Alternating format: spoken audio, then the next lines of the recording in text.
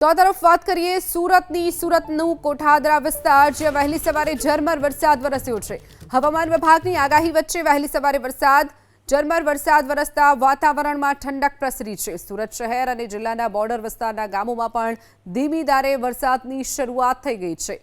તો સુરતનું કઠોદરા વિસ્તાર જ્યાં વહેલી સવારે ઝરમર વરસાદ નોંધાયો છે। બીજી તરફ હવામાન વિભાગે જે આગાહી કરી છે ત્યારે હજુ પણ આવનારા સમયમાં વરસાદની જે આગાહી આપવામાં આવી છે તેની વચ્ચે ઝરમર વરસાદનું આગમન સુરતમાં જોવા મળ્યું છે।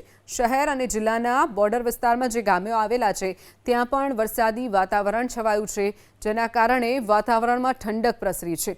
સુરત શહેર અને જિલ્લાના બોર્ડર વિસ્તારના ગામોમાં ધીમી ધારે વરસાદનું આગમન થયું છે।